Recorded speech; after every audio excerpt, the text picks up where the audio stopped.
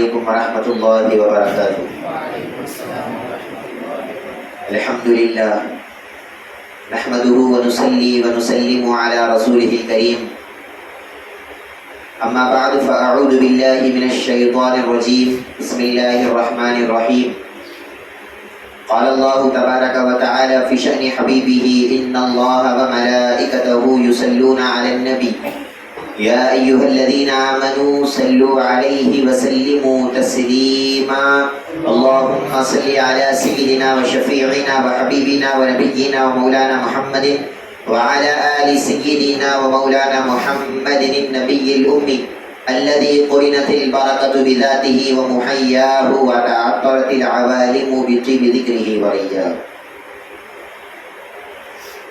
محترم بزرگوں، اللہ تبارک و تعالیٰ کا فضل ہے، کرم ہے، احسان ہے ہم گنہگار بندوں پر کہ اس نے ہم سبوں کو پیارے آقا حضور اکرم جناب محمد رسول اللہ صلی اللہ علیہ وسلم کی مبارک امت میں پیدا فرمایا۔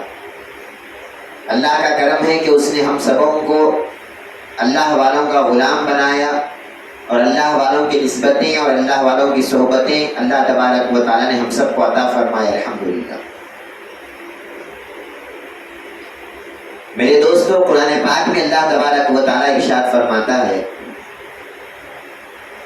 ان الدین عند اللہ الاسلام، بے شک اللہ تبارک و تعالیٰ کے پاس اگر کوئی مذہب ہے، اگر کوئی دین ہے تو وہ اسلام ہے۔ آپ دیکھیے دنیا میں آج جب ہم نظر ڈالتے ہیں دنیا پر تو ہم کو کئی مذاہب دنیا میں نظر آتے ہیں، کئی دین کے رکھنے والے ہم کو دنیا میں نظر آتے ہیں۔ بعض لوگ عیسائی ہے، بعض لوگ یہودی ہے، بعض لوگ ہندو ہے، بعض لوگ کسی اور مذہب کے رکھنے والے ہیں۔ لاکھوں مذاہب اور لاکھوں مذہبوں کو ماننے والے دنیا میں ہم کو نظر آتے ہیں، اور ہر کوئی یہی چاہ رہا ہے کہ میں اس مذہب کے ذریعے اللہ کو راضی کر دوں اور اللہ کو خوش کر دوں۔ ہر کسی کے پاس اللہ کا کچھ نہ کچھ اس کے متعلق عقیدہ ہے۔ کوئی اس کو گاڈ کہتا ہے، کوئی اس کو دیوڑو کہتا ہے، کوئی اس کو کچھ اور نام سے جانتا ہے، اور ہر کوئی یہی سمجھتا ہے کہ میں اپنے اس مذہب سے اور میں اپنے اس طریقے سے اللہ کو خوش کر دوں اور اللہ کو راضی کر دوں۔ ہر مذہب والا اپنے اپنے طریقے سے اللہ کو راضی کرنے کی فکر میں ہے، جبکہ رب ذوالجلال قرآن میں ارشاد فرماتا ہے، ان الدین عند اللہ الاسلام، کہ اے لوگوں، دنیا میں ویسے تو لاکھوں مذاہب تم کو نظر آتے ہیں، لیکن اگر اللہ کی بارگاہ میں اور اللہ کے پاس اگر کوئی مذہب اور اگر کوئی دین قابل قبول ہے تو وہ صرف اسلام ہے۔ اسلام کے علاوہ اللہ نہ کسی مذہب کو قبول کرتا ہے، نہ کوئی مذہب اللہ کو پسند آنے والا ہے۔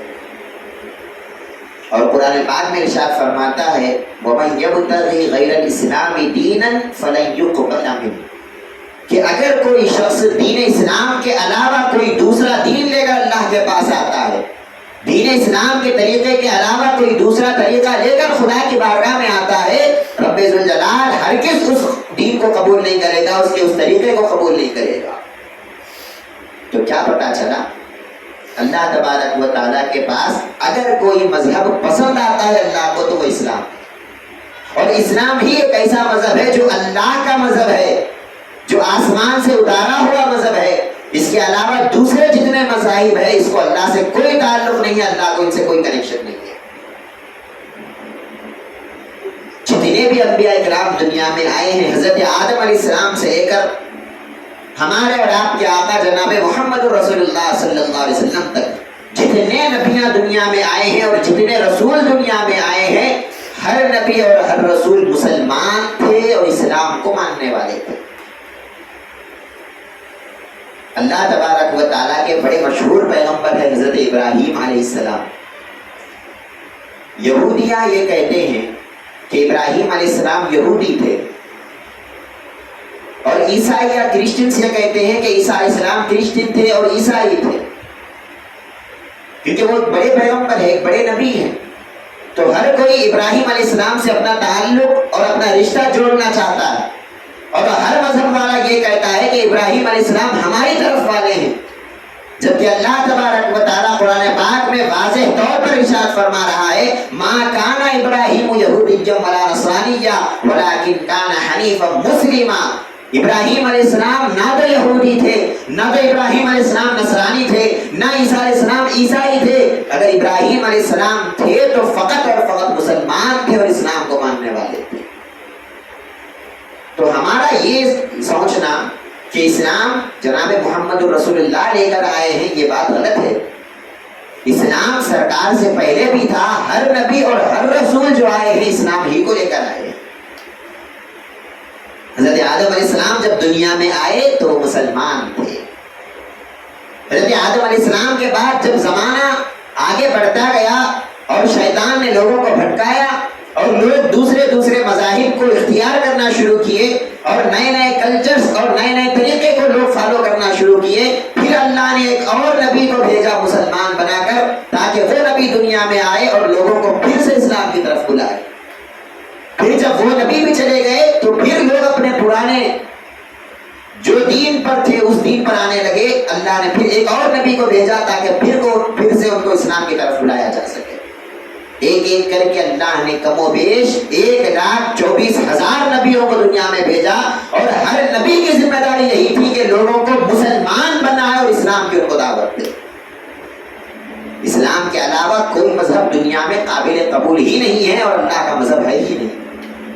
جتنے مذاہب ہے سارے کے سارے لوگوں نے اپنی طرف سے بنا لیے ہیں، اللہ کو ان سے کوئی تعلق نہیں ہے۔ بات سمجھ میں آئی آپ کو؟ تو ہم کو یہ پتا چلا کہ اسلام اور مسلمان ہی ایک ایسا ہے جو اللہ کو بڑا پسند آتا ہے، جو اللہ کی نظر میں قابل قبول ہے۔ اور روز قیامت جب ہم اٹھیں گے اللہ رب العزت کی بارگاہ میں، ظاہر سی بات ہے کہ حضرت آدم سے لے کر قیامت تک آنے والے ہر انسان اللہ کی بارگاہ میں ٹھہرے ہوئے ہوں گے، لیکن اللہ تبارک و تعالی نہ کسی یہودی کی طرف نظر کرم کرے گا، نہ کسی عیسائی اور کرسچن کی طرف اللہ نظر کرم کرے گا۔ اگر اللہ اپنی نظر کرم کرے گا تو فقط اور فقط مسلمان پر اور اسلام کے ماننے والوں پر اللہ اپنی نظر کرم کرے گا۔ تو معلوم کیا ہوا کہ دین اللہ کے پاس صرف اسلام ہے۔ دین کس کو کہتے ہیں؟ سب سے پہلے یہ جاننے کی ضرورت ہے۔ مذہب کس کو کہتے ہیں؟ مذہب کہتے ہیں اللہ کی مرضی کو۔ مذہب کا مطلب کیا ہے؟ اللہ کی مرضی، اللہ کا منشا۔ اللہ کی مرضی اور اللہ کا منشا اگر کسی میں ہے تو وہ فقط دین اسلام میں ہے۔ اللہ کا منشا پتھروں کو پوجا کرنا نہیں ہے، اللہ کی مرضی پتھروں کو خدا بنانا نہیں ہے۔ اللہ کا منشا اور اللہ کی مرضی یہ ہے کہ بندہ لاکھوں کروڑوں لوگ اگر اس کے خلاف ہو جائے تب بھی وہ لاکھوں کروڑوں لوگوں کے خلاف ہو کر بھی رب ذوالجلال کی عبادت کرے اور رب ذوالجلال کو مانے۔ یہ اللہ کی مرضی اور یہ اللہ کا منشا ہے۔ لوگ کس کی عبادت کریں؟ رب ذوالجلال کی عبادت کریں۔ اللہ تبارک و تعالی لا الہ الا اللہ کی دعوت دینے کے لیے تمام نبیوں کو اللہ نے دنیا میں بھیجا۔ دین اسلام کی دعوت دینے کے لیے اللہ نے تمام نبیوں کو دنیا میں بھیجا۔ اللہ کے سوا کوئی عبادت کے لائق ہے ہی نہیں، اور اللہ کے سوا نہ کسی کی مرضی چلنے والی ہے، نہ اللہ کے سوا کسی کا منشا دنیا میں چلنے والا ہے۔ بس یہی بتانے کے لیے اللہ نے سارے نبیوں کو دنیا میں بھیجا۔ کوئی نبی آ کر نئی بات دنیا میں لوگوں کو پیش نہیں کی ہے۔ ایک ہی بات ہے جو اللہ تبارک و تعالی ازل سے کہہ رہا ہے اور ابد تک کہتا رہے گا، ہمیشہ کہتا رہے گا، وہ بات یہی ہے کہ اللہ کے سوا کوئی دوسرا تمہارا خدا اور معبود نہیں ہے۔ بات سمجھ میں آپ کو میں کیا بتانا چاہتا ہوں؟ دین اسلام یہ اللہ تبارک و تعالی کے پاس قابل قبول مذہب ہے۔ آج ہم مسلمان ہیں تو آج ہم اپنے آپ پر فخر کرنا کہ اللہ تبارک و تعالیٰ نے مجھے اس دین اور اس مذہب میں رکھا ہے جو مذہب اور جو دین اور جو کلچر رب ذوالجلال کو پسند ہے، اس مذہب میں اللہ نے مجھے رکھا ہے۔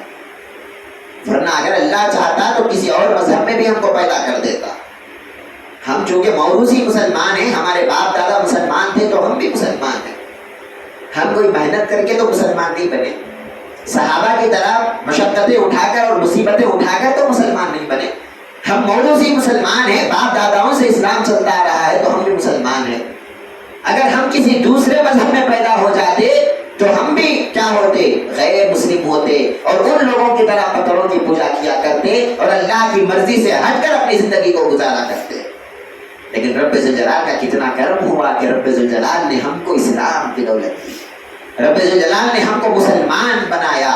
اللہ تبارک و تعالیٰ قرآن پاک میں ارشاد فرماتا ہے بل اللہ یمن علیکم ان ہداکم للایمان، اے لوگو یہ اللہ تعالیٰ کا احسان ہے تم پر کہ اللہ تبارک و تعالیٰ نے تم کو ایمان کی دولت دے دیا، اللہ نے تم کو مسلمان بنایا، اللہ نے تم کو اپنی مرضی اور اپنے منشا پر چلنے والا بنایا۔ اگر اللہ چاہتا تو تم کو دشمنوں کی فہرست میں ڈال سکتا تھا، لیکن اللہ نے دشمنوں کی فہرست میں نہیں ڈالا، تم کو اپنے دوستوں کی لسٹ میں رکھا اور تم کو مسلمان بنایا۔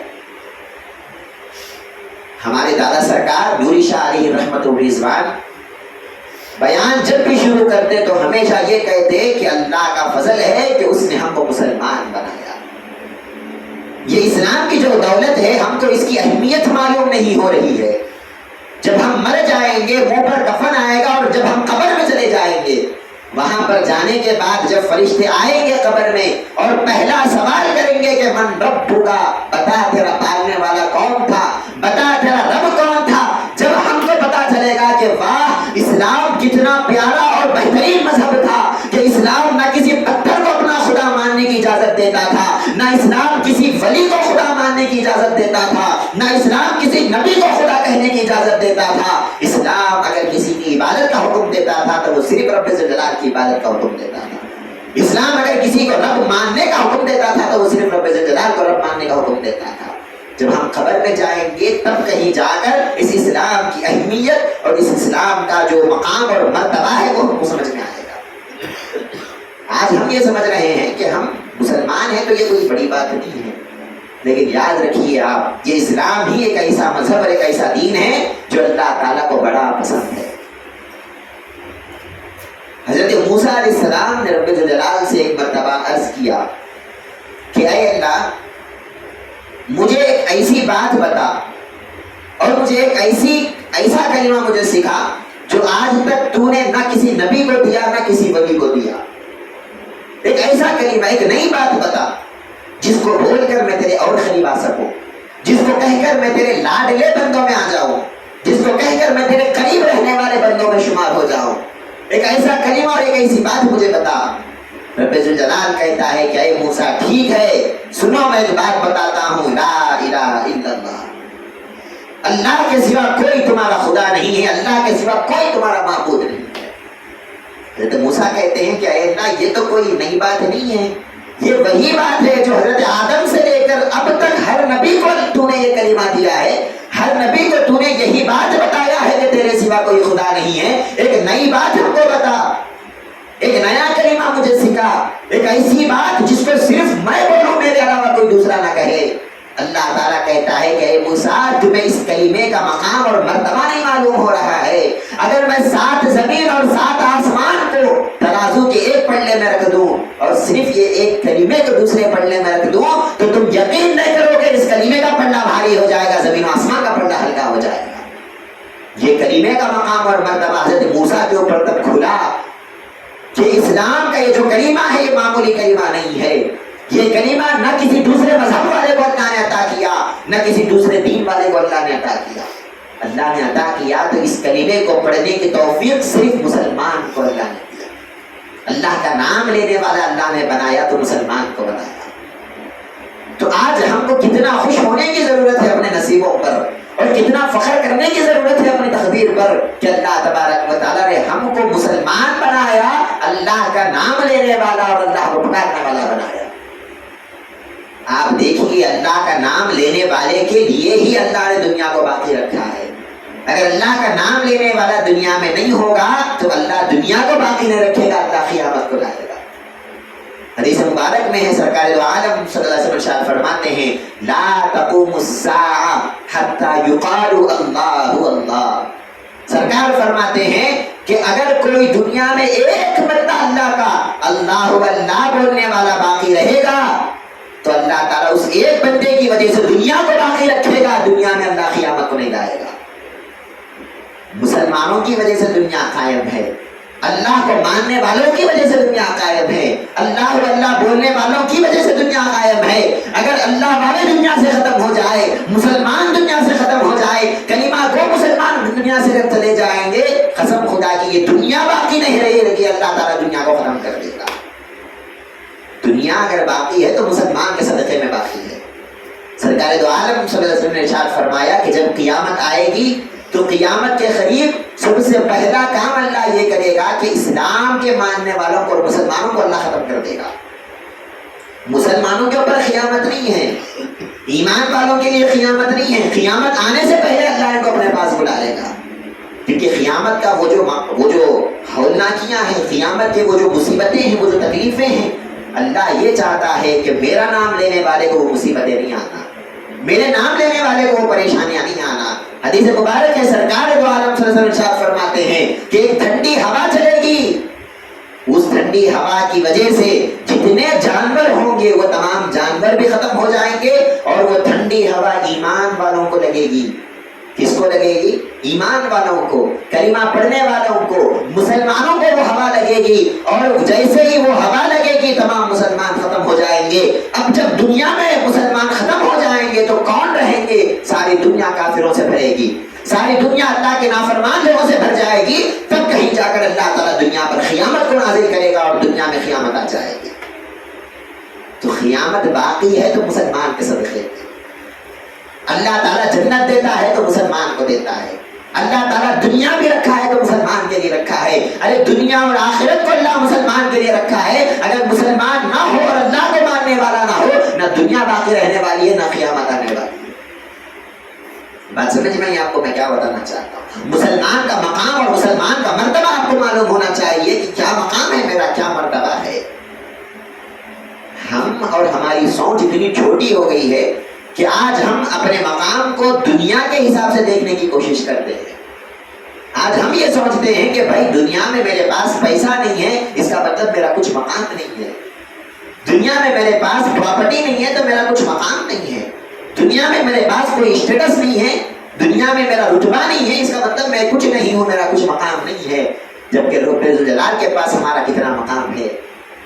آقا دو عالم صلی اللہ علیہ وسلم ارشاد فرماتے ہیں، خانہ کعبہ کو دیکھ کر سرکار ارشاد فرماتے ہیں کہ اے خانہ کعبہ تیری عزت بہت بڑی ہے، تو اللہ کا گھر ہے، تو اللہ کا گھر ہے، تیرا رشتہ بہت بڑا ہے اللہ سے، تیرا رتبہ بہت بڑا ہے اللہ کی نظر میں، لیکن یاد رکھ لے اگر کوئی ایک مسلمان کے خون کو بہاتا ہے تو میں یہ پسند کرتا ہوں کہ تو جل جائے، تیرا خلاف جل جائے، لیکن مسلمان کے خون کا خطرہ زمین پر نہ گرنے پائے۔ مسلمان کے خون کا خطرہ سرکار دو عالم فرماتے ہیں خانہ کعبہ سے بھی بہت بڑے مقام والا ہے اللہ کے پاس۔ ہم یہ سمجھتے ہیں کہ کیا ہے، میں عام مسلمان ہوں، میرا کیا مقام ہے، کچھ بھی نہیں ہوں گا نا، اللہ کے گھر کا مقام ہوں گا نا، اللہ کے گھر کا رتبہ ہوں گا نا، جبکہ اللہ کیا ارشاد فرماتا ہے خانہ کعبہ سے بھی بڑا مقام ہمارے پاس مسلمان کے خون کی ہے۔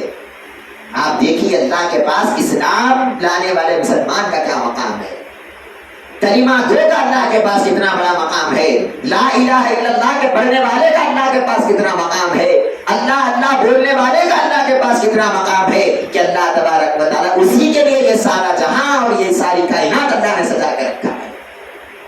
اللہ کہتا ہے الم تر ان اللہ سخر لکم ما فی السماوات و ما فی الارض، اے لوگوں کیا تم نہیں دیکھتے کہ یہ زمین و آسمان جو ہے اور یہ زمین و آسمان میں جو کچھ ہے یہ سارا کا سارا ہم نے تمہارے لیے مسخر کر دیا ہے، تمہارے لیے ہم نے بنایا ہے، تمہارے قدموں میں ہم لانے کے لیے تیار ہے۔ تمہارا کام کہ دنیا کی طرف پلٹنا نہیں ہے، تمہارا کام اللہ کی طرف پلٹنا ہے، تمہارا کام رب ذوالجلال کی عبادت کرنا ہے، تمہارا کام اللہ اللہ بولنا ہے، تمہارا کام لا الہ الا اللہ بولنا ہے، تمہارا کام اللہ کی عبادت میں رہنا ہے، اور ساری دنیا کو اللہ تمہارے پیچھے لگائے گا۔ کیا مقام ہے مسلمان کا آج ہم سمجھ نہیں رہے ہیں، لیکن افسوس کی بات یہ ہے کہ اتنا بڑا مقام رکھنے کے باوجود اور اتنا بڑا مرتبہ رکھنے کے باوجود مسلمان آج کے زمانے میں صرف نام کا مسلمان ہو گیا ہے۔ کلمہ پڑھتے ہیں مسلمان، اللہ کا نام لیتا ہے مسلمان، لیکن اللہ کے ذکر کرنے کی اس کو توفیق نہیں ہے، اس کو اپنے مقام اور مرتبے کا اندازہ نہیں ہے، تو لہٰذا اس کے پاس اسلام کی کوئی اہمیت نہیں ہے۔ وہ یہ کہتا ہے کہ بھائی اسلام پر چل کر مجھے کیا مل جائے گا، مسلمان اگر میں بن بھی جاؤں اور پکا سچا نمازی بن جاؤں، مومن بن جاؤں، تو مجھے کیا ملے گا؟ آج مسلمانوں کے پاس اسلام کی اہمیت ختم ہو گئی ہے۔ مسلمانوں، دنیا میں بڑے بڑے ظالمان آئے، دنیا میں بڑے بڑے بادشاہ آئے جو ظلم کر کے چلے گئے، بڑے بڑے ظالم دنیا میں پیدا ہوئے، لیکن سب سے بڑا ظالم اگر کوئی ہے تو وہ آج کے دور کا مسلمان ہے۔ بڑے بڑے لوگ آئے دنیا میں، بڑے بڑے ظلم کرنے والے آئے دنیا میں، لیکن وہ کس پر ظلم کرتے تھے؟ وہ لوگوں پر ظلم کیا کرتے تھے۔ فرعون بھی آیا نا، آ کر ظلم کیا تو کس پر کیا؟ لوگوں پر کیا۔ نمرود بھی آیا، ظلم کیا، کس پر کیا؟ لوگوں پر کیا۔ بڑے بڑے بادشاہ دنیا میں آئے، لوگوں پر ظلم کر کے گئے، لیکن یہ مسلمان ایسا ہے، یہ لوگوں پہ ظلم نہیں کر رہا ہے، یہ رب ذوالجلال کے دین پر اور اسلام پر یہ بندہ ظلم کر رہا ہے۔ ظلم کس کو کہتے ہیں؟ جو چیز کو جہاں رکھنا ہے وہاں رکھنا، اگر نہیں رکھا جائے تو وہ چیز پر ظلم ہو رہا ہے۔ مثال کے طور پر چپل کو پاؤں میں رکھنا، یہ اس کا ادب ہے۔ اگر آپ چپل کو سر پر رکھیں گے تو یہ چپل پر ظلم ہو رہا ہے۔ ٹوپی کو سر پر پہننا، یہ ٹوپی کا ادب ہے۔ اگر آپ ٹوپی کو سر پر نہیں رکھیں گے، پاؤں پر رکھیں گے تو یہ ٹوپی پر ظلم ہو رہا ہے۔ تو جو چیز کو جہاں رکھنا ہے وہیں پر رکھنا، اگر آپ وہاں نہیں رکھیں گے تو آپ اس پر ظلم کر رہے ہیں۔ تو اللہ کے دین پر مسلمان کیسے ظلم کر رہا ہے؟ اللہ کے دین کو کہاں رکھنا تھا مسلمان؟ اللہ کے دین کو تمام چیزوں سے آگے رکھنا تھا، اللہ کے دین کو دنیا کی محبت سے آگے رکھنا تھا، اللہ کے دین کو اور اللہ کی محبت کو تمام رشتہ داروں کی محبت سے آگے رکھنا تھا، پیسوں سے آگے اللہ کے دین کو رکھنا تھا، دنیا کی کمائی سے آگے اللہ کی محبت کو رکھنا تھا، دنیا کے مقام اور مرتبے سے آگے اللہ کی محبت کو رکھنا تھا۔ لیکن مسلمان نے اللہ کی محبت کو پیچھے رکھ دیا اور ساری دنیا کی چیزوں کو مسلمان آگے لے کے پھرتا ہے، اور پھر یہ کہتا ہے کہ میں مسلمان ہوں، میں اللہ کو ماننے والا ہوں۔ یہ کیسا اللہ کو ماننے والا ہے کہ نہ اس کو اللہ سے محبت ہے، نہ اس کو اللہ سے کوئی ربط ہے۔ سب سے زیادہ مظلوم آج کے دور میں اگر کوئی ہے تو وہ اللہ کا دین ہے، کہ خود مسلمان اللہ کے دین کو ختم کرنے پہ لگا ہوا ہے۔ غیروں کو اسلام ختم کرنے کی ضرورت نہیں ہے، خود مسلمان دین کو ختم کرنے کی کوشش کر رہا ہے۔ خود مسلمان اسلام پر چلنا نہیں چاہتا، خود اسلام پر مسلمان چلنا نہیں چاہتا اور اسلام سے بیزار ہے۔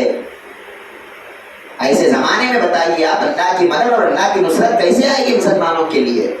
جبکہ مسلمان خود پکا بننا نہیں چاہتا، مسلمان خود سدھرنا نہیں چاہتا، تو اللہ کیوں سدھارے؟ اللہ تعالیٰ قرآن پاک میں ارشاد فرماتا ہے کہ ہم اس قوم کو اس وقت تک نہیں سدھارتے جب تک کہ وہ سدھرنا نہ چاہے۔ تم سدھرنا چاہے تو اللہ سدھارتے۔ بھائی اگر کوئی بچنا چاہے تو بچانے والا آتا نا، ہم بچنا ہی نہیں چاہتے تو کون بچائے گا ہم کو؟ ہم یہ سمجھتے ہیں کہ میں دین اسلام پر چلنے والا ہوں تو مجھے سارے زندگی کے راحتیں اور ساری زندگی کا سکون مل جانا، پیسے میرے قدموں میں آ کے گر جانا، مقام اور مرتبہ میرے قدموں میں آ کے گر جانا، تب کہیں جا کر میں مسلمان بنوں گا، اللہ کو مانوں گا۔ اگر اللہ مجھے تکلیف دے گا تو میں اللہ کو نہیں مانوں گا۔ بتائیے آپ، ہم کیسے مسلمان ہیں؟ ہم کیسے اللہ کو ماننے والے ہیں؟ نام کے تو ہم مسلمان ہیں، لیکن ذرا برابر بھی ہماری زندگی میں اسلام کا دخل نہیں ہے۔ سرکار دو عالم صلی اللہ علیہ وسلم 1400 سال پہلے، 1500 سال پہلے سرکار دو عالم صلی اللہ علیہ وسلم نے ارشاد فرمایا تھا کہ لوگوں ایک زمانہ آئے گا، ایسا زمانہ لا يبقى في القرآن الا رسمه ولا يبقى في الاسلام الا اسمه۔ سرکار نے ارشاد فرمایا کہ اسلام صرف نام کا رہ جائے گا۔ ایک زمانہ آئے گا لوگ مسلمان رہیں گے لیکن صرف نام کے مسلمان، نام عبداللہ ہے، نام عبد الرحمن ہے، نام عبد الرحیم ہے، بڑے بڑے نامہ ہیں مسلمانوں کے، اور کام کیا ہے؟ کام کوئی بھی اسلام کا نہیں کرے گا۔ ہر کوئی دنیا کے پیچھے مارا مارا پھرے گا، ہر کوئی اللہ کو بھول کر اللہ سے غافل ہو کر زندگی گزارے گا۔ سرکار ارشاد فرماتے ہیں ایک زمانہ آئے گا قرآن رکھیں گے مسلمان اپنے گھروں میں، لیکن صرف رسم و رواج کے طور پر قرآن کو رکھا جائے گا۔ نہ کوئی قرآن کو کھول کے پڑھنے والا ہوگا، نہ کوئی قرآن کو سمجھنے والا ہوگا، نہ کوئی قرآن پر عمل کرنے والا دنیا میں باقی رہے گا۔ آج بتائیے کیا وہ زمانہ نہیں ہے جو سرکار نے بتایا تھا؟ آج قرآن ہم بھی رکھتے ہیں ہمارے گھروں میں، لیکن صرف رسم کے طور پر قرآن رکھی ہوئی ہے۔ یہ اللہ کی مقدس کتاب ہے تو بس اس کو گھر میں رکھنا ہے تاکہ برکت آ جانا۔ برکت بولے تو پیسے گرنا آسمان سے۔ آج ہماری ساری محنت اور ساری مشقت صرف پیسوں کے لیے اور دنیا کے لیے ہوتی ہے، دین کے لیے مسلمان کچھ کرنا ہی نہیں چاہتا اور کچھ کرنے کے لیے تیار نہیں ہے۔ اگر کوئی مر جاتا ہے تو اس کو ختم کرنے کے لیے ہم قرآن کھولتے ہیں، اگر کوئی پیدا ہوتا ہے تو اس کی خوشی میں قرآن پڑھا جاتا ہے. اگر کوئی گھر بنانی ہوتی ہے تو گھر میں پڑھنے کے لیے برکت کے لیے قرآن پڑھا جاتا ہے. اگر کوئی دکاندار ہے تو کاؤنٹر پر بیٹھ کر کاؤنٹر میں برکت آنے کے لیے وہ قرآن کو پڑھتا ہے. بتائیے کیا اللہ نے اس واسطے قرآن کو نازل کیا تھا؟ کیا کوئی مر گیا تو قرآن کھول کے پڑھنا؟ کیا اللہ نے اس واسطے قرآن کو نازل کیا تھا کہ کیا نیا گھر لیے تو تم قرآن اس میں پڑھنا؟ ختم. خدا کہ اللہ کا یہ منشا اور اللہ کی یہ مرضی نہیں ہے. دین اللہ کی نظر میں اسلام ہے تو اللہ کی مرضی کے مطابق ہم مسلمان بننا. آج ہم اپنی مرضی کے مسلمان بنے ہوئے ہیں، اللہ کی مرضی کے مسلمان ہم نہیں بنے. ہم کو جو کرنا کہا تھا، ہم کو جو کرنا دل بولتا ہم وہ کرتے، جو ہم کو کرنا دل نہیں بولتا ہم وہ نہیں کرتے. آج ہم اپنی مرضی سے اسلام پر چلنا چاہتے ہیں، جبکہ اللہ یہ چاہتا ہے کہ تو تیری مرضی مت چلا، تو میری مرضی سے اسلام پر چل کے بتا. بس دو مرضیاں ہیں جو آپس میں ٹکراتی ہے. ایک ہماری مرضی ہے، ایک رب ذوالجلال کی مرضی ہے. رب ذوالجلال یہ چاہتا ہے کہ بندے تو میری مرضی میں فنا ہو جا، تو اپنی مرضی مت چلا. ایک باپ اور بیٹا ہوتا ہے، چھوٹا بچہ ہے، اس کو عقل نہیں ہوتی، چھوٹے بچے کو دنیا داری کی سمجھ نہیں ہوتی. باپ یہ کہتا ہے کہ بیٹے میں جو بول رہا ہوں وہ سن، میں جو بول رہا ہوں اس طرح کر. لیکن وہ بیٹا پلٹ کے کہتا ہے کہ نہیں ابا تم نہ کیا بھی معلوم نہیں، مجھے سب بھی معلوم، میں سب بھی کرتا ہوں. بتائیے آپ وہ بیٹا برباد ہوگا یا فائدے میں رہے گا؟ اس کو کچھ معلوم ہی نہیں ہے اور باپ کی بات بھی نہیں سنتا ہے. اس کا مطلب وہ بچہ 100% برباد ہونے والا ہے. آج ہماری حالت بھی اسی طرح ہے، ہم کو کچھ نہیں معلوم ہے. رب ذوالجلال ہم کو وہاں پر گائیڈنس کرتا ہے، رب ذوالجلال ہماری وہاں نصیحتیں کرتا ہے، ہم کو راستہ بتلاتا ہے. قرآن کو بھیج کر، رسولوں کو بھیج کر، اسلام دین اسلام عطا کر کر اللہ تعالیٰ اپنی مرضی اور اپنا منشا ہم کو بتلاتا ہے. لیکن ہم یہ کہتے ہیں کہ میں رب ذوالجلال کی مرضی سے نہیں چلوں گا، میں اپنی مرضی سے دنیا میں زندگی گزاروں گا. جب ہم اپنی مرضی چلاتے ہیں تب ہم بھی یہاں برباد ہو رہے ہیں اور کل قیامت میں بھی آخرت میں بھی ہم برباد ہوں گے. مسلمانوں ادب گزارش ہے کہ اللہ تبارک و تعالیٰ نے ہم کو مسلمان بنایا تو ہم واقعی پکا سچا مسلمان بن کے بتانا. مسلمانوں کی بات ہو رہی ہے، یہ سب سے پہلا درجہ ہے جو مسلمان کا ہے. اس کے اوپر بھی ایمان ہے، اسلام کے بعد ایمان ہے، اس کے بعد احسان ہے، اس کے بعد تقویٰ ہے، توحید ہے. موحد ہم کب بنیں گے؟ اللہ والے کب بنیں گے؟ ہم پکے سچے مسلمان نہیں بنے تو اللہ والے کہاں بنیں گے؟ آج ہم نمازیں پڑھنا نہیں چاہتے تو اللہ والے کہاں بنیں گے؟ آج ہم اللہ اللہ کرنا نہیں چاہتے تو اللہ والے کہاں بنیں گے؟ آج ہم اللہ کو پڑھ کے دیکھنا نہیں چاہتے، آج ہم اللہ کو یاد کرنا نہیں چاہتے. آج ہم یہ کہتے ہیں کہ میں جب تک زندگی گزاروں گا صرف دنیا دنیا کر کے گزاروں گا، لیکن مرتے ہی اللہ مجھے جنت دے دینا. کیسے دے گا اللہ تعالیٰ جنت؟ اللہ تعالیٰ کہتا ہے کہ بندے تو میری مرضی سے زندگی گزار کیا. اب ہم کو اپنی زندگی کو بدلنے کی ضرورت ہے. سرکار دو عالم صلی اللہ علیہ وسلم 1500 سال پہلے ارشاد فرمائے تھے. سرکار دو عالم کا علم بھی تو دیکھو آپ، کیا علم ہے ہمارے پیارے آقا کا. آنے والے پورے زمانے سرکار کو معلوم ہے، آنے والے زمانوں میں کون سا مسلمان کیسا رہے گا وہ بھی سرکار کو معلوم ہے، کون کیا کرتا وہ بھی رسول اللہ کو معلوم ہے. وہ معمولی انسان نہیں ہے، وہ اللہ کے رسول ہے. کیا ارشاد فرماتے ہیں کہ اے لوگو مساجدہم عامرہ وہی خراب من الہدی. سرکار فرماتے ہیں ایک زمانہ آئے گا مسجدیں بڑی عالیشان بنائیں گے لوگ، ایسی ایسی مسجدیں بنائیں گے پریشان ہو جائیں گے کہ یہ مسجد ہے یا محل ہے.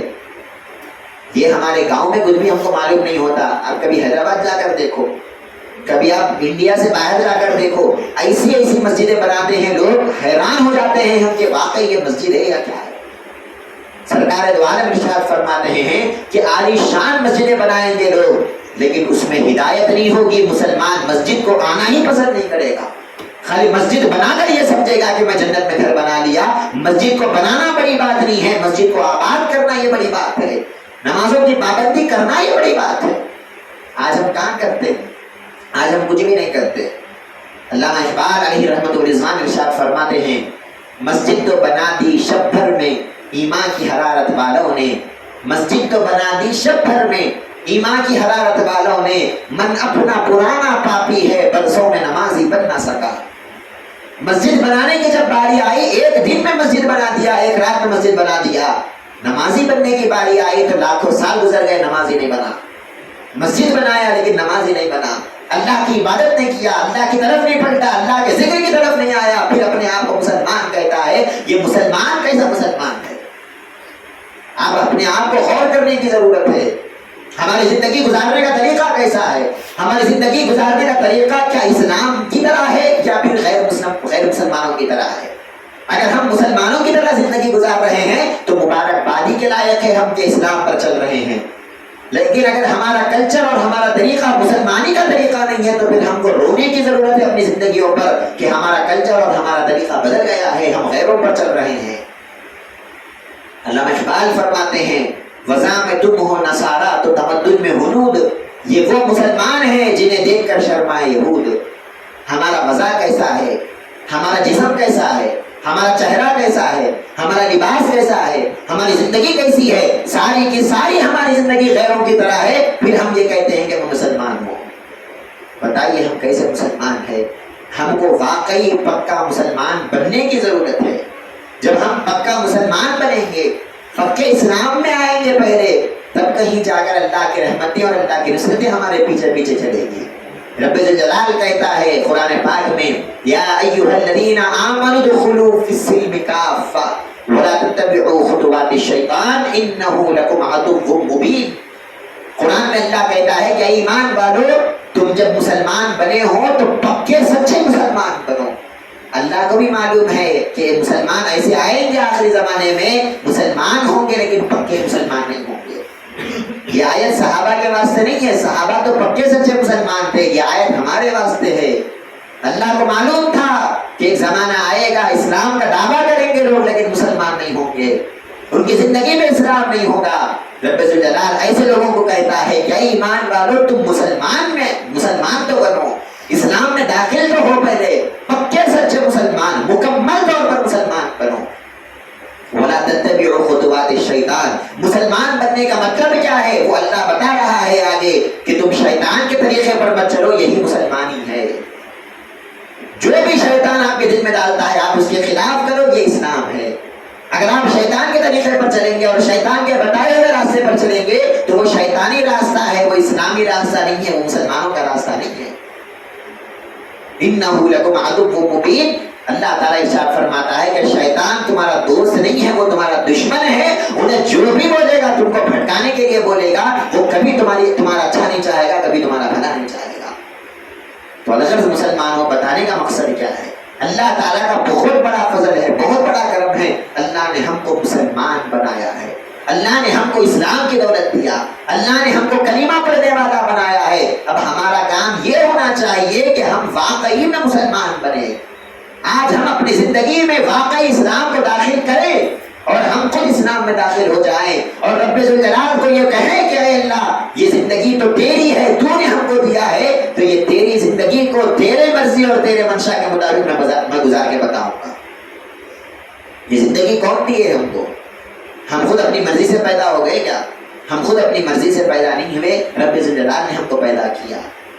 نہ ہم اپنی مرضی سے آئے ہیں، نہ ہم اپنی مرضی سے جانے والے ہیں۔ لانے والا بھی کوئی اور ہے، لے جانے والا بھی کوئی اور ہے، آئے بھی اس کی مرضی سے اور جاتے بھی اس کی مرضی سے۔ جب سب اس کی مرضی سے ہو رہا ہے تو یہ بیچ کی جو زندگی ہے، صرف 50 سال کی زندگی اپنی مرضی سے کیوں گزاریں گے؟ بھی تو اس کی مرضی سے گزارنا۔ ارے بھائی ہر چیز جب اس کی مرضی سے ہو رہا ہے تو یہ بیچ میں ہم اپنی مرضی کیوں گزار رہے ہیں؟ یہاں بھی تو اللہ کی مرضی چلانا۔ اللہ تعالیٰ یہی چاہ رہا ہے اور یہی آزمانے کے لیے اللہ نے دنیا میں بھیجا ہے کہ ہم نے جو موت اور زندگی کا یہ تماشا بنایا ہے، یہ جو زندگی اور موت کو پیدا کیا ہے، یہ پیدا کرنے کا مقصد بس یہی ہے کہ ہم تم کو آزمانا چاہتے ہیں کہ کون تم میں اچھا عمل کر کے بتائے گا، کون تم میں دیندار بن کے بتائے گا، کون تم میں مسلمان بن کر بتائے گا اور کون جو ہے گناہ کر کر شیطان کے راستے پر چلے گا۔ بس اللہ یہی دیکھنا چاہتا ہے۔ آپ دیکھیے قرآن پاک میں جب اللہ تعالیٰ نے موت اور زندگی کو جب ڈسکس کیا اور ان کا تذکرہ کیا تو کیسے انداز میں کر رہا ہے۔ اللہ کہتا ہے الذی خلق الموت والحیات، اللہ کی ذات وہ ہے جس نے موت کو پیدا کیا اور زندگی کو پیدا کیا۔ یہاں پر ذرا غور کرنے کی چیز ہے کہ پہلے زندہ ہوئے ہم یا مرے؟ پہلے زندہ ہوں گے نا، پہلے ہم دنیا میں آئیں گے، زندگی گزاریں گے، بعد میں موت ہے۔ تو اللہ تعالیٰ ایسا بولنا تھا کہ اللہ نے زندگی کو پیدا کیا اور موت کو پیدا کیا، موت کا بعد میں بولنا تھا، زندگی کا پہلے بولنا تھا، لیکن اللہ نے موت کا ذکر پہلے کیا، زندگی کا ذکر بعد میں کیا۔ ہم کو یہ بتا رہا ہے کہ بندے یہ زندگی کو تو جو اصل سے بچ کے بیٹھا ہے اور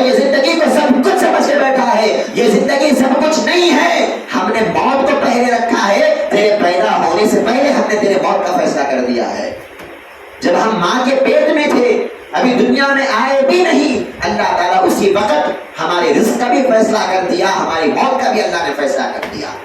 ہم کب مرنے والے ہیں، پیدا ہونے سے پہلے ہمارا اینڈ کا اللہ تعالیٰ نے لکھ کر رکھ دیا۔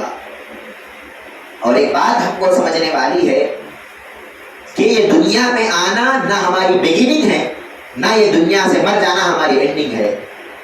ہم یہ سمجھتے ہیں کہ ہم دنیا میں پیدا ہوئے تو یہاں سے ہماری شروعات ہے، نہیں، یہاں سے ہماری شروعات نہیں ہے۔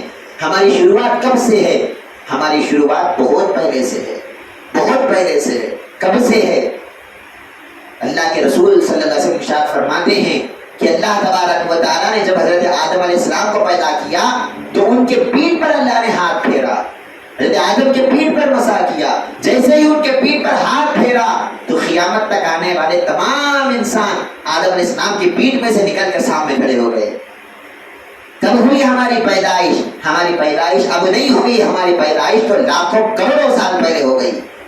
جب حضرت آدم علیہ السلام کی پیدائش ہوئی تھی، اس وقت سے ہم پیدا ہے، اس وقت سے ہم زندہ ہے۔ یہ جسم کی حالت میں نہیں تھے، ہماری روح کی حالت میں تھے۔ ہماری اصلیت روح ہے، ہم روح کی حالت میں اور عالم ارواح میں ہم زندہ تھے، رب ذوالجلال کے پاس تھے۔ اللہ تعالیٰ نے جسم میں ہم کو ڈال کر جب ماں کے پیٹ سے پیدا کیا، یہ ہماری بگننگ نہیں ہے، ہماری اسٹارٹنگ نہیں ہے، یہ ہمارے جسم کی اسٹارٹنگ ہے۔ اور جب ہم مر جائیں گے تو وہ ہمارے جسم کی اینڈنگ ہوگی، جسم ہمارا ختم ہو جائے گا، مٹی میں مل جائے گا۔ ہم مرنے والے نہیں ہیں، انسان کو کبھی موت نہیں ہے۔ مرنے کے بعد بھی انسان زندہ ہے، اگر اچھا ہوگا تو جنت میں جائے گا، برا ہوگا تو جہنم میں جائے گا۔ اگر مر گیا، مٹی میں مل گیا تو پھر سزا کس کو دے گا؟ اللہ تعالیٰ۔ ایک عالم صاحب تھے، بیان کر رہے تھے، کہہ رہے تھے کہ اے لوگوں، خبر میں کوئی بھی زندہ نہیں رہتا، خبر میں ہر کوئی مر جاتا، ختم ہو جاتا، کوئی بھی زندہ نہیں رہتا۔ عالم صاحب بیان کر رہے ہیں تو وہ تمام مسلیہ جو سامنے بیٹھے ہوئے ہیں، وہ تمام لوگوں میں ایک شرابی بھی تھا جو شراب پیتا تھا۔ جیسے ہی اس نے بیان سنا، مسجد کے سیڑھیوں پہ بیٹھ کے بوتل کھول لیا اور شراب پینے لگا۔ امام صاحب باہر آئے تو بولے کہ شرم نہیں آتی تجھے؟ اب تک تو تو چھپ چھپ کے پیتا تھا، اب کھلا کھلا مسجد کے سیڑھیوں پہ بیٹھ کے شراب پیتا ہے۔ وہ بندہ کہتا ہے کہ حضرت، مجھے اب تک ڈر لگتا تھا کہ میں شراب پی رہا ہوں تو خبر میں جاؤں گا تو اللہ مارے گا، خبر میں جاؤں گا تو فرشتے ماریں گے، عذاب ہوگا، مجھے اب تک ڈر ہوتا تھا۔ لیکن آپ بڑا اچھا بیان بولے کہ خبر میں جاتے تھے، میں مٹی میں مل جاتے، مر جاتے تو میں تو مر جاؤں گا، تو کتنا بھی مار دے مجھے کیا فرق پڑنے والا ہے، تو لہٰذا میں کھلا کھلا پی رہا ہوں۔ تو ہمارے پاس ویسا نہیں ہے نا۔ ایک بار جب مر گئے، جلا دیے، ہمارا چیپٹر کلوز ہو گیا۔ ایک بار مر گئے، دفنا دیے، ہمارا چیپٹر کلوز ہو گیا۔ مسلمان کا چیپٹر کبھی کلوز ہونے والا نہیں ہے، انسان کا چیپٹر کبھی کلوز ہونے والا نہیں ہے۔ انسان ہمیشہ رہنے والا ہے، مرنے کے بعد بھی مرنا ہے اس کو۔ ایسا نہیں ہے کہ دنیا میں زندہ رہے گا، دنیا سے تو چلا جائے گا لیکن مرے گا نہیں، دنیا سے جائے گا لیکن ہمیشہ زندہ رہے گا۔ اسی لیے ہم کیا کہتے ہیں، اگر کوئی مر جاتا ہے تو ہم کہتے ہیں کہ حضرت انتقال ہو گئے، انتقال ہو گئے۔ ہم کیا لفظ استعمال کرتے ہیں؟ حضرت انتقال ہو گئے۔ انتقال کا مطلب کیا ہے؟ انتقال کا مطلب ہے ایک جگہ کو چھوڑ کر دوسری جگہ پر چلے جانا۔ ہم دنیا کو چھوڑ کر قبر میں چلے گئے، دنیا کو چھوڑ کر رب ذوالجلال کی بارگاہ میں پلٹ گئے، لیکن مرے نہیں، ہمارا چیپٹر کلوز نہیں ہوا۔ وہاں سے پھر ایک نئی زندگی کی شروعات ہوگی۔ اگر ہم اچھے ہوں گے تو اچھی زندگی ہوگی، اگر ہم برے ہوں گے تو بری زندگی ہوگی۔ رب ذوالجلال ہم کو اس زندگی کی تیاری کرنے کے لیے اس زندگی کو عطا کیا ہے۔ یہ زندگی ہماری سب کچھ نہیں ہے، اصل زندگی ہماری وہ ہے جو آنے والی ہے، اور مسلمان کو اس زندگی پر یقین کرنے کی ضرورت ہے اور اس زندگی کے لیے تیاری کرنے کی ضرورت ہے۔ رب ذوالجلال قرآن پاک میں ہم کو بار بار اس آنے والی زندگی کی طرف اشارہ کرتا ہے، اس آنے والی زندگی کی ہم کو یاد دلاتا ہے، کہتا ہے کہ اے بندو، اس دنیا کے لوح لعب میں مت پڑو، اس دنیا کو کھیل تماشے میں مت پڑو، یہ دنیا ختم ہونے والی ہے، تم بھی ختم ہونے والے ہو، دنیا بھی ختم ہونے والی ہے۔ ہاں، اگر کچھ باقی رہے گا، رب ذوالجلال باقی رہے گا، رب ذوالجلال کے ماننے والے باقی رہیں گے، اور اللہ کے ماننے والوں کو اللہ تبارک و تعالیٰ بہترین سے بہترین زندگی عطا کرنے والا ہے۔ تو الغرض بتانے کا مقصد کیا ہے؟ ہم مسلمان ہیں، ہم اللہ کے ماننے والے ہیں۔ ہمارا عقیدہ یہ ہونا چاہیے کہ ہم کو مرنے کے بعد پھر اٹھنا ہے، رب ذوالجلال کے بارگاہ میں حساب کتاب کرنا ہے، رب ذوالجلال کو حساب دینا ہے، ہماری نیکیاں اور برائیاں وہاں پر تولی جائے گی۔ بتائیے آپ، اگر اس وقت ہم مر گئے اور ہماری برائیاں اور اچھائیاں تولی جائے تو کیا ہماری نیکیاں زیادہ ہوگی یا برائیاں زیادہ ہوں گی؟ ہم خود اپنی زندگی کا حساب کر سکتے ہیں، ہم کتنے دن غفلت میں ہیں اور کتنے بار ہم اللہ کی یاد میں لگے ہوئے ہیں۔ جب اگر ہم اس وقت مر جائے اور اس وقت ہمارا حساب کیا جائے، 99% مسلمان ایسے ہوں گے جو جہنم کے قابل ہوں گے، جنت کے لائق نہیں ہوں گے، کیونکہ سارے کے سارے مسلمان دنیا پرست ہے، دنیا کی عبادت کر رہے ہیں، دنیا کے فتنوں میں پڑے ہوئے ہیں، اللہ کی طرف کوئی پلٹنے کو تیار نہیں ہے۔ مسلمانوں، ہماری زندگی کو ہم کو اللہ کی طرف پلٹانے کی ضرورت ہے، اللہ کی مرضی اور اللہ کے منشا کے مطابق زندگی گزارنے کی ضرورت ہے، اسلام پر ہم چلنے کی ضرورت ہے اور اسلام پر چل کر پکے سچے مسلمان بننے کی ضرورت ہے۔ جب ہم مسلمان بنیں گے اور اسلام لائیں گے پکے سچے، تب کہیں جا کر اللہ تبارک و تعالیٰ دنیا میں بھی ہم کو کامیاب کرے گا اور مرنے کے بعد بھی اللہ تعالیٰ ہم لوگوں کو کامیاب کرے گا۔ اللہ سے دعا کرتا ہوں میں، جو بھی ہم بولتے ہیں سنتے ہیں، اللہ تبارک و تعالیٰ ہم سب کو عمل کرنے کی توفیق عطا فرمائے۔ اللہ تبارک و تعالیٰ ہم سب کو پکا سچا مسلمان بنائے اور اسلام پر چلنے کے اور اسلام پر عمل کرنے کے اللہ ہم سب کو توفیق عطا فرمائے۔ وما علینا الا البلاغ۔ السلام علیکم ورحمۃ اللہ وبرکاتہ۔